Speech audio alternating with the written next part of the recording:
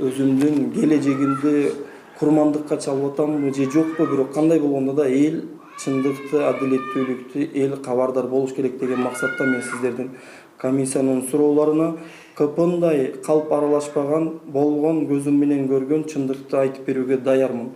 Убактылуу өкмөттүн ичинен аябай тыгыз кылган жумуштарын жана ошол убактылуу өкмөт бийлигини сактап калуу максатта кечкен кандары кантип акканын мен билгендиктен, маалыматты убактылуу өкмөттүн айып иштерини ичинен көргөндүктөн мен камакта барымтада залогто жаттым да.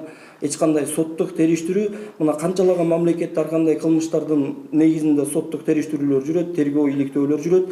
Биздин мага козголгон кылмыш иштин алкагында 7 жылдан ашыгыраак соттук териштирүү жүрүп, анан чечим чыкты.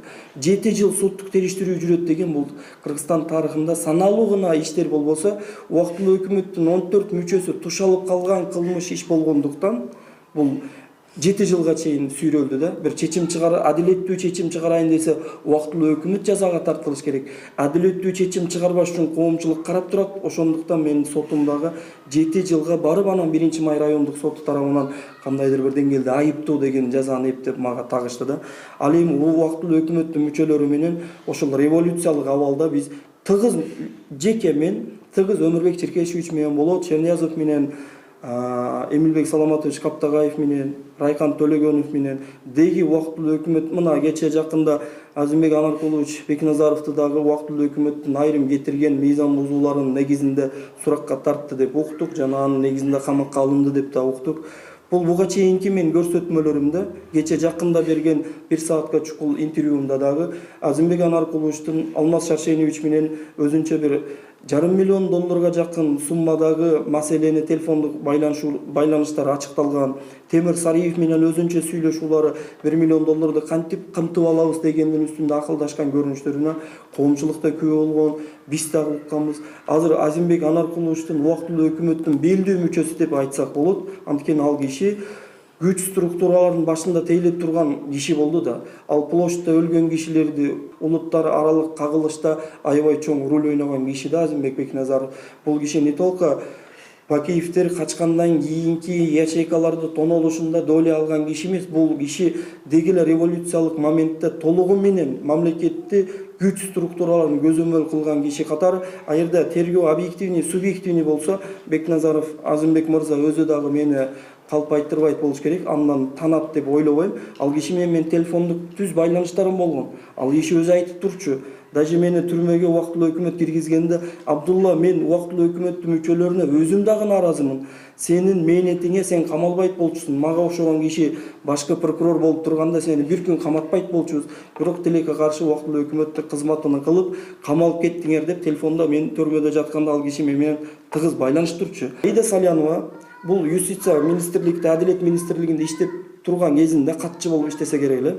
Мени ошол талап тоноодо Текебаевдер буйрукту аткарганыбыздын негизинде камалган шериктеримдин бирөөсү Салянованын жакын жыйыны болот. Ал кишини кызматтык машинасында ташып жүргөн адам менин шеригим. Аида Салянованын күйөөсү ат башыдан Бакыт байке деген бар. Биз кылмыш иштери ачылганга чейин, биз камалганга чейин Аида Салянова менен жана анын күйөөсү Бакыт байке менен биз чайлашып жүргөн кишибиз. Болгондой Аида Салянованы убактылуу өкмөттүн айыптарыны жауып жашырууга аракеттенүүсү биздин көптөгөн мээнетти жокко чыгарып койду да. Салянова Текебаевди жана убактылуу өкмөттүн мүчөлөрүн актоонун үстүндө бардык мыйзамды тебеледи.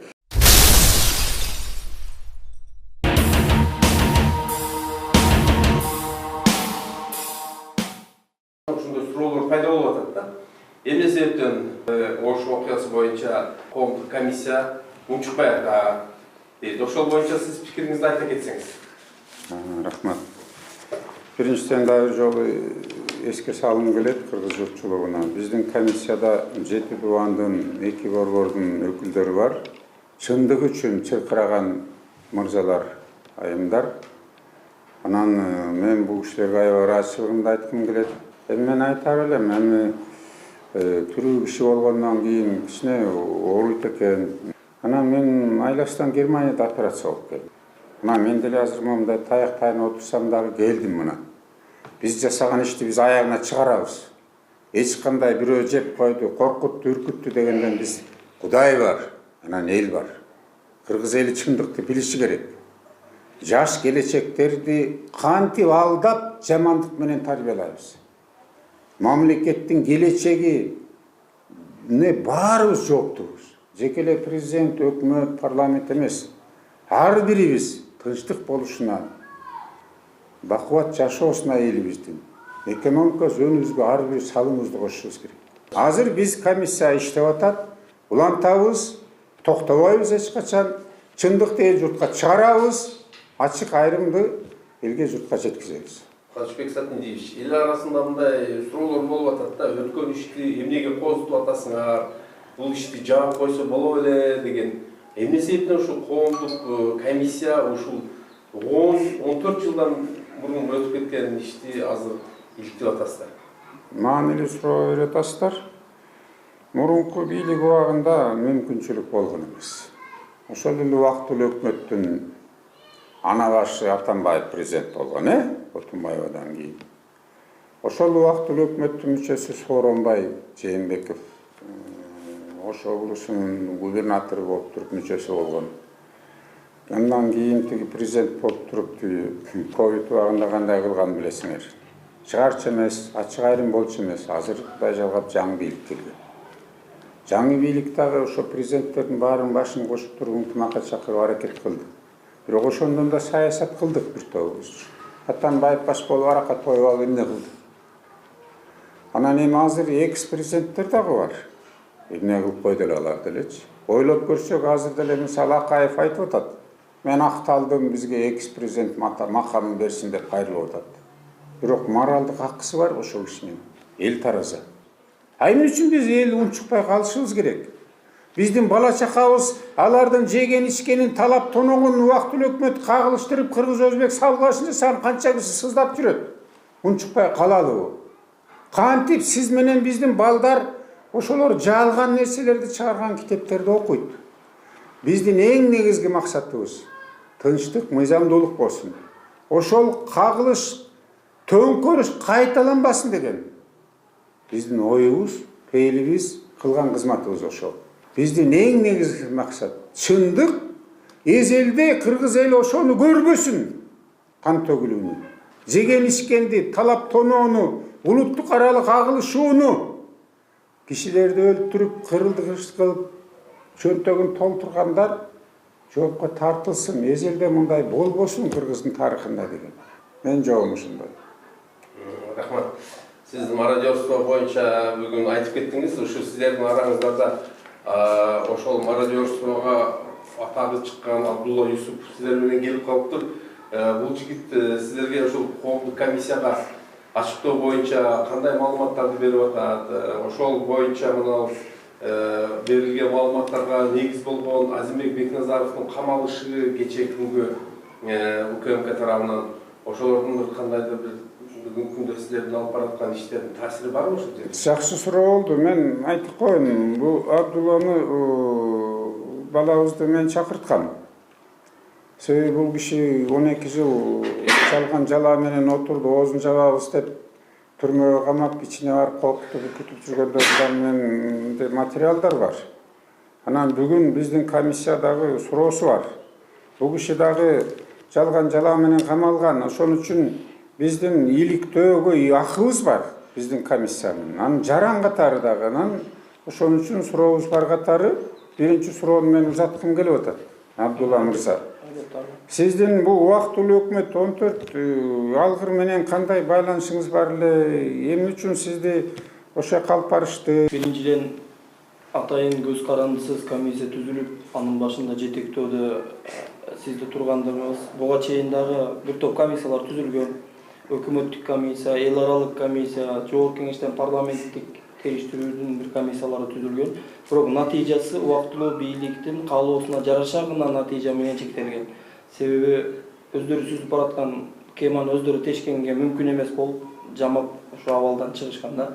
Азыр сиздердин комиссия мүчөлөрүнө жана төрагасына буга чейинки мен комиссиянын алып барып аткан ишмердүүлүгүнөн кабарым бар. Андыктан албетте 14 жыл абакта зинданда жатып дагы тарыхый адилеттүүлүктү, чындыкты ордуна келүүсүнө кандайдыр бир мамлекеттин мекенчил жараны катары белди бекем бууп окуяларды ачыктап жүздөгөн кишинин өлүмү кайсыл тараптардан башталган экендигин ачыктаганга бул оңой эмес экен. 14 жыл түрмөдө жатып, андан кийин дагы чындыктын артынан өзүмдүн келечегимди курмандыкка чалып атамбы же жокпу, бирок кандай болгондо да эл чындыкты, адилеттүүлүктү, эл кабардар болуш керек деген максатта мен сиздердин комиссиянын суроолоруна кыпындай калп аралашпаган, болгон көзүм менен көргөн чындыкты айтып берүүгө даярмын. Жана комиссиянын суроолоруна гана жооп берүү бул жакта турсун. Мен келечекте соттук териштирүүлөр жүрөбү, тарыхый баа берүүгө ошо улуттар аралык кагылыш, өзбек-кыргыз согушуна атайын жасалма жаратылгандыгы, ошол эле апрель окуяларында Бакиев атып кетти деген кишилердин айрымдары андай эмес экендигин тастыктаганга менин сөзүм комиссияга жана атайын тергөө органдарына керек болсо ачыктап бул тарыхый чындыкты адилеттүү бийлик турганда тарыхый бурмаланган нерселерди калыбына келтирүүгө мен көрсөтмө беришим керек, ошого милдеттүүмүн деп эсептейм. Ал эми агайдын айткан суроосу, ооба убактылуу өкмөттүн 14 мүчөсү болгон. Адатта революциялык башаламандыктардын мезгилинде бийликтин туу чокусунда турган кишилер жерге түшөт экен да, жөнөкөй элдер менен сүйлөшүүгө мажбур болгон абал экен да негизи революциячы. Мен убактылуу өкмөттүн мүчөлөрүн буга чейинки билдирүүлөрүмдө да айткам, түрмөдө ондогон жыл отурдук, түрмөгө эмне себептен сени камады эле деген суроо болуп, мунун кабыргасынан ушундай суроо болчу болсо мен жооп берет элем. Убактылуу өкмөттүн ичинин аябай тыгыз кылган жумуштарын жана ошол убактылуу өкмөт бийлигини сактап калуу максатта кечкен кандары кантип акканын мен билгендиктен, маалыматты убактылуу өкмөттүн айып иштерини ичинен көргөндүктөн мен камакта барымтада залогто жаттым да. Эч кандай соттук териштирүү, мына канчалаган мамлекетте ар кандай кылмыштардын негизинде соттук териштирүүлөр жүрөт, тергөө иликтөөлөр жүрөт. Биздин мага козголгон кылмыш иштин алкагында 7 жылдан ашыгыраак соттук териштирүү жүрүп, анан чечим чыкты. 7 жыл соттук териштирүү жүрөт деген бул Кыргызстан тарыхында саналуу гана иштер болбосо, убактылуу өкмөттүн 14 мүчөсү тушалып калган кылмыш иш болгондуктан бул 7 жылга чейин сүйрөлдү да. Бир чечим адилеттүү чечим чыгарайын десе, убактылуу өкмөт жазага тартылыш керек. Адилеттүү чечим чыгарбаш үчүн коомчулук карап турат. Ошондуктан менин сотумдагы 7 жылга барып, анан 1-май райондук соту тарабынан кандайдыр бир деңгээлде айыптоо деген жазаны эптеп мага тагышты да. Ал эми убактылуу өкмөттүн мүчөлөрү менен ошол революциялык абалда биз тыгыз жеке мен, тыгыз Өмүрбек Черкешевич менен болот, Черниязов менен, Эмилбек Саламатович Каптагаев менен, Райкан Төлөгөнов менен деги убактылуу өкмөт, мына кече жакында Азимбек Анаркулович Бекназаровду дагы убактылуу өкмөттүн айрым кетирген мыйзам бузууларынын негизинде суракка тартты деп уктук, жана анын негизинде камакка алынды деп да уктук. Бул буга чейинки мен көрсөтмөлөрүмдө, кече жакында берген 1 саатка чукул интервьюмда дагы Азимбек Анаркуловичтун Алмаз Шаршенович менен өзүнчө бир $500 миллион жакын суммадагы маселени телефондук байланыштар ачыкталган. Темир Сариев менен өзүнчө сүйлөшүүлөрү $1 миллион кантип кымтып алабыз дегендин үстүндө акылдашкан көрүнүштөрүнө коомчулукта күбө болгон, биз дагы укканбыз. Азыр Азимбек Анаркуловичтун убактылуу өкмөттүн белдүү мүчөсү деп айтсак болот. Анткени ал киши күч структураларынын башында тейлеп турган киши болду да. Ал площадьта өлгөн кишилерди, түштүктө улуттар аралык кагылышта атайын жасалган улуттар аралык кагылышта аябай чоң роль ойногон киши да Азимбек Бекназаров. Бул киши не только Бакиевтер качкандан кийинки ячейкаларды тоноолушунда доля алган киши эмес, бул киши деги эле революциялык моментте толугу менен мамлекетти күч структураларын көзөмөл кылган киши катары. А жерде тергөө объективный, субъективный болсо, Бекназаров Азимбек мырза өзү дагы мени калп айттырбайт болуш керек, андан танат деп ойлобойм. Ал киши менен телефондук түз байланыштарым болгон. Ал киши өзү айтып турчу, Даже мени түрмөгө убактылуу өкмөт киргизгенде, Абдулла, мен убактылуу өкмөттүн мүчөлөрүнө өзүм дагы нааразымын. Сенин мээнетиңе сен камалбайт болчусуң. Мага окшогон киши башкы прокурор болуп турганда сени бир күн каматпайт болчубуз. Бирок тилекке каршы убактылуу өкмөттүк кызматыны кылып, камалып кеттиңер деп телефондо мен төрмөдө жатканда ал киши менен тыгыз байланыштырчу. Ал тыгыз байланышуунун башаты булар убактылуу өкмөткө мүчө болуп келгенден башталган. Биз түштүктөгү кыргындын жүрүшү, бияктагы Бакиевтерди жанагы түштүк эли дагы Бакиевке нааразы экен деген абалды жаратууда убактылуу өкмөттүн кылган сценарийсинде аткаруу жагында кимдер турганын жана аны кайсыл убакытта качан түштүк тарапка жиберилгенин баарын расмий тергөө тарабынан суроо болсо мен жооп берген даярмын. Мен убактылуу өкмөттүн 14 мүчөсүнүн 5-6 мүчөсү менен тыгыз күнүмдүк телефондук байланышууда болгон. Кимдер менен? Мисалга Эмилбек Саламатович Каптагаев менен аябай тыгыз мамиледе болдук. Анткени ал убактылуу өкмөттүн аппарат жетекчисинин башчысы болчу, биринчи орун басары Райкан Төлөгөнов болчу. Мен негизги көбүрөөк маселелерде бул кишилер менен түз жолугуп кайсы бир нерселерди талкууга алып аттык, эрежелештирип аттык. Аткарылуусун көзөмөлгө алып атышты ал кишилер, мен кирип аларга отчет берип аттым. Эмилбек Каптагаевдин мен менен түздөн-түз укуктук жакта поддельник экенин ачыктаган жагдайлар бар. Ал киши мына ошол убакытта өздөрү бийликте турган убакытта да мекемелер аралык түзүлгөн тергөө тобунун тергөөгө байланышкан маселелерде Каптагаевдин кызматына карабастан мага келгени мажбур болду. Биз тергөөнүн алкагында бир канча жолу беттешкенбиз.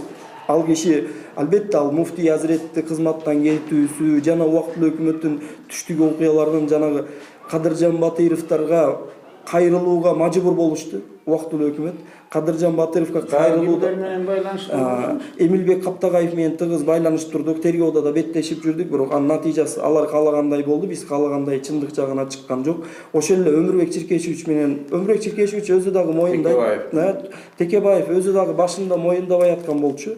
Бирок бир канча убакыттан кийин моюндаган интервьюлары да жарык көрүп баштады. Мен Өмүрбек Чиркешевич менен революциянын алдында мен буну ата баладай бир офисте чогуу жүрүп акылдашып, Бакиевтерге каршы аракеттенүүлөрүнүн үстүндө мен баарынын ичинде Атамекен партиянын жаштар канаты жагында мен активдүү мүчөсү болчумун да. Өмүрбек Чиркешевич революциянын алдында мага жакындан мындай сырдашып, акылдашып, бөлүшүп калган болчу да саясий жараянды. Ата кимдер?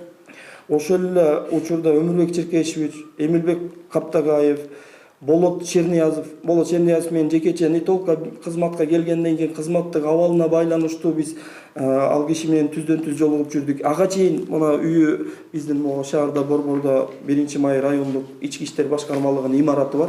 Ошого жакын жайгашкан жерде мен Болот Черниязов үйүнө көп жолу чай ичкени барып жүргөн абалдар болгон. Ал киши менен мындай айтканда үй бүлөлүк катташка жеткен деңгээл болду. Анткени мен дайым үйүнөн кезикчимин да ал кишини. Бул кишилер убактылуу өкмөттүн белдүү мүчөлөрү болгон, бири министр МУД болгон. Ошол эле учурда мына Кеңешбек Дүйшөбаев ошо улуттук коопсуздук кызматын башкарып турган.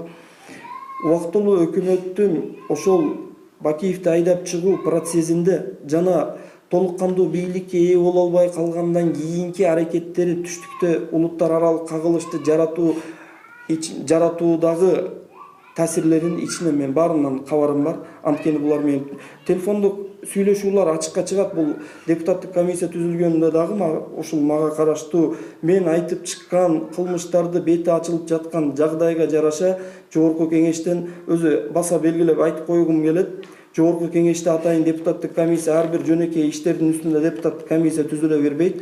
Бирок мародерстводо, талаптоноодо убактылуу өкмөттүн кетирген мыйзам бузган аракеттери, кишилердин өлүмүнө чейин жеткен аракеттерге берип турган буйруктары ачыкталыш үчүн атайын түзүлгөн депутаттык комиссияда 5-Созов жана 6-Созов дегеним бир кылмыштын алкагында 2 жолу жогорку кеңештин 6 жана 5-Созов атайын депутаттык комиссия түзүп иликтөө жүргүзүүсү бул буга чейинки башка кылмыштардын тегерегинде атайын 2 Созовдун депутаттары биригип комиссиянын жыйынтыгына аракеттенишкен эмес да. Ушул жерден эле 5-чакырылыш жана 6-чакырылыштын депутаттары мен айткан маалыматтарды терең талдап баштагандыгы бул өзү убактылуу өкмөттүн тиешеси болбосо кандайча бир эмес 2 созуктун депутаттары атайын. Сизди Аида Салянова ген прокурор болуп турганда жогорку кеңешке да алып кирбеди беле? Ооба. Сессия болбоду. Албетте ооба. Ушундай болгон. Эмне үчүн ошондо жогорку кеңеш чечим чыгарган жок, сиздин маалыматтарыңыз боюнча бийликтөө жүргүзгөн жок деп ойлойсуз? Бул жерде Атамбаевдин бийлиги ошондо жаап койду. албетте бул убактылуу өкмөттүн өздөрүнүн ичара айрым пикир келишпестиктеринин натыйжасында айрым кылмыштар ачыкка чыгууга мүмкүнчүлүк жаралды да. Атамбаев менен Текебаевдин көз караштары дал келбей калган учурда биздин тергөө жагыбыз жанданып атты. Текебаевге коюлуп аткан айыптар мыйзамдуу далилденип баштаган жагдайда бул экөө жарашып алат. Ошол менен эле тергөө нугу өзгөрүп кетет дагы, токтоп калат. Бирок чындыгында Алмазбек Шаршенович, Атамбаев, Текебаев, Каптыгаев деги эле убактылуу өкмөттү таасири бар мүчөлөрү ошол башаламан кыска убакыттын ичинде мен менен баары тыгыз байланышта болуп турду да. Ал эми сиз сурап калдыңыз Аида Салянова жөнүндө. Биринчиден Аида биз ошол кезде да түрмөдөн туруп дагы коомчулукка жеткирген аракеттендик. Аида Салянова бул юстиция министрликте, Адилет министрлигинде иштеп турган кезинде катчы болуп иштесе керек эле.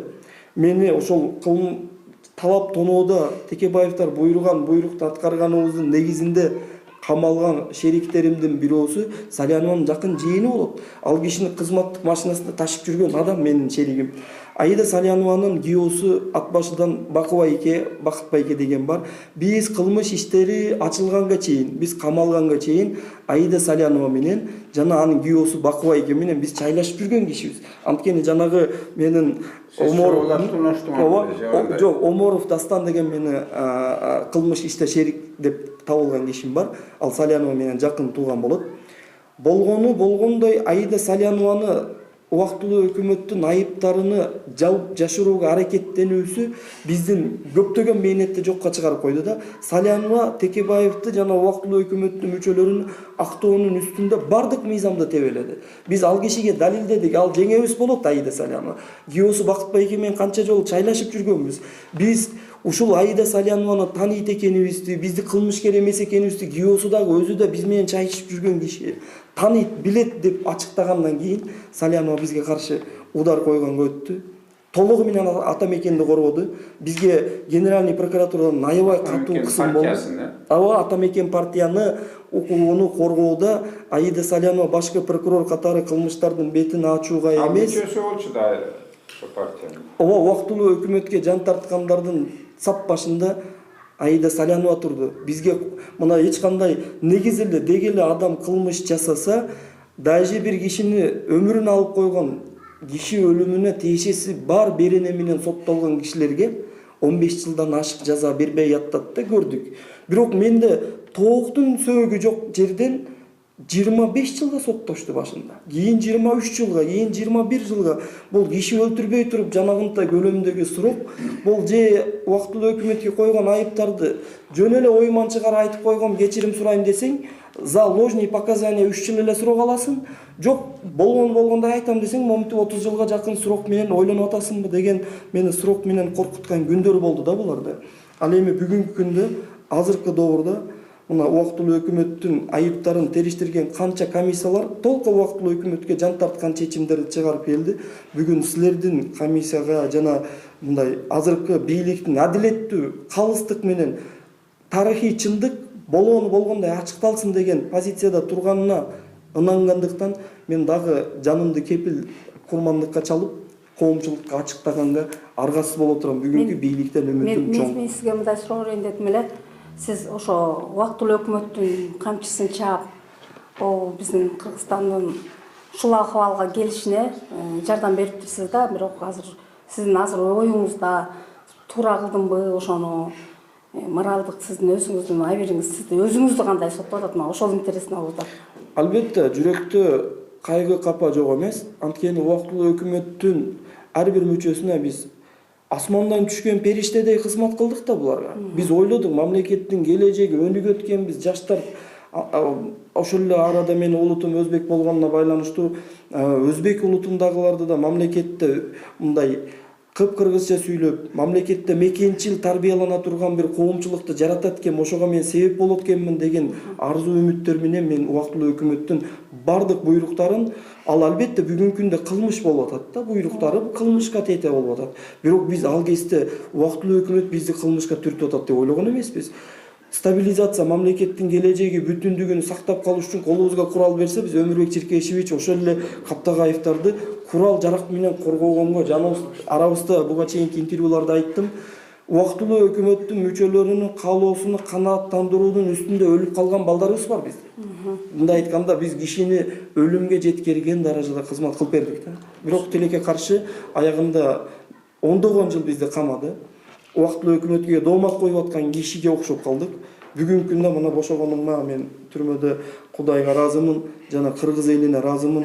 Кандай болгондо да сырттан колдоо мени адилетсиз камалып кеткендигим, убактылуу өкмөттү миңдеген кишилерди канын кечип, жанагындай улуттар аралык кагылыштарды жаратып отуруп бийлигини бекем сактап калгандыгын ичинен көргөн күбө катары мен курмандыкка чалынып зинданда отурат экенимди элдин көпчүлүгү бөлөгү түшүндү. Жана элден болгон колдоодун негизинде мен 15 жыл бил бөлмөдөн чыкпай, сабырым жетишти. Элге да рахмат. Албетте канчалаган кишилер мындай баалуу тарыхый маалыматтарды билген кишини башын желкесинде көтөрүп жүрүү оңой эмес экен. Кооптуу жагдайлар түрмөнүн ичинде да болуп атты. Сыртка чыкканда дагы азыр жан сакчы жок, бир жакка басууга мүмкүн эмес жагдай. Анткени убактылуу өкмөттүн бүгүнкү күндө дагы байкалбаган таасири, байлыгы жок эмес. Андыктан убактылуу өкмөттү мага карата буйруган буйруктарын соттук териштирүүлөрдө мен буга чейин да айткам, жакын арада убактылуу өкмөттү расмий сотко берип, ошол соттун жүрүшүндө ар бир мүчөсүнүн кайсыл деңгээлде, кайсыл жерде мен күбө болгон учурдагы кетирген кылмыштарын ачыктоого мен бүгүнкү күндө даярмын. Сизге дагы суроо да, сиз ошол туура эмес азыр өзүңүздү мындай актаганга аракет кылып атасыз да, ошо өтүрт биздин убактылуу өкмөттөрдүн ишин кылып жүрдүм деп атпайсызбы? Сиз ошол туура эмес кылганыңызды азыр билдиңизби же ошо түрмөдө отурганда алардын мамилесинен билдиңизби же болбосо өзүңүз мында кандайдыр бир Кудай таламдан эме келди дегенде? Кыргыз элинин астында албетте түшүнүксүз жагдайлар болот. Жанагы алар менен каймакташып турган учурда баары менен жакшы анан камап койду. Өзүнүн эле жакын кишилерин саткан катары же болбосо убактылуу өкмөт менен кылмыштарына шериктеш катары элге кантип мындай жүзүнө карайт деген жагдайда албетте бул суроодо орду бар. Мен кыргыз элинен кечирим сурайм. Өмүрбек Чиркешевичке окшогон, Эмилбек Саламатовичке окшогон убактылуу өкмөттүн саясий сыйкырларынын негизинде биз акылыбыздан адашып, булардын ар бир буйругу мыйзамга тете болуп атат деген ой менен, албетте мен эми акылы тунук эле жигитмин. Убактылуу өкмөт киши өлтүр десе деле өлтүрүш керек экен деп барып өлтүрүп койгон жокпуз. Бирок убактылуу өкмөттүн ар бир буйругу, оозеки буйругу дагы бизге мыйзам катары эсептелгенбиз. Биз ал кезде ойлогон эмеспиз. Бакиевдин мал мүлктөрү биякта мародерство десе казан очогун тоноп кеткен кишидей көрүнүп аткан, угулуп аткан жагдай болушу мүмкүн. Ал жерде казан очок тоногон эмес, бул Бакиевдерге таандык болгон кеңселерди байлыгы бар. Мына бүгүн Бекназаровдун камалышы дагы муну жагдайды далилдеп турат. Ячейкаларга кол салып убактылуу өкмөт келгенде көзүнө көрүнгөн кызарган жерди жулуп өздөрүнө менчиктеп аткан жараянда биз элдик кошун катары Ата Мекен партиясына кызмат кылып атабыз деп ойлодук да. Биз ойлогон жокпуз кылмышты үстүндө патриот болуп кетип баратабыз деп. Убактылуу бизге ушундай ынанымдуу Бакиевдер мал мүлктү, элди тоногон акчаларын мамлекеттин сыртына көчүрүп кете электе биз коргоп калышыбыз керек деген урам менен бизди анан патриоттук мекенчилдик сезимдерибизди ортого кепилдикке коюптур. Биз Бакиевдин үйүнөн, офистеринен жана ошол кездеги убактылуу өкмөт колго киргизген байлыктарын биздин колубуз аркылуу чогултуп бердик да. Биз ойлогон эмеспиз. Дагы суроо айтып бергим келип атат да сизге. Анан ошол түрмөгө жаттыңыз, мисалы үчүн алардын колунан келет эле да сизди өлтүрүп коюшчу. Анан бирде болбосо мына азыр тирүү калдыңыз, акталдыңыз, эл алдында болгондо. Жок, эми азыр акталган аракетибиз бар. Бирок ошол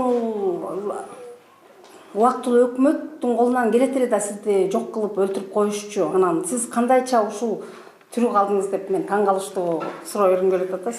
Ооба, бул суроо деле орундуу деп эсептейм. Анткени мен түрмөдө ондогон жыл ажал менен алышкан жагдайда жашадым. Себеп жөн эле сотко барып, соттук териштирүүнү өткөрүү үчүн сотко бараткан машинада дагы бизди коопсуздугубузга байланыштуу деп өзгөчө отдельный машинада алып барып, мен машинада 1-2 жолу эмес, 3 жолу ушул 7 жыл аралыкта 3 жолу авария болдум. Сотко кетип барат. Атайлап. 3 жолу автокырсыкка жолуктум. Ал автокырсыкка кабылуу башка чогуу отурган жана кылмышка шектүү башка жарандар жок, сен өзгөчө кайтаруудагы адамсың деп отдельный алып барып мындай кырсыкка жолуктуруп койгон учурлары 1-2-3 жолдан болду.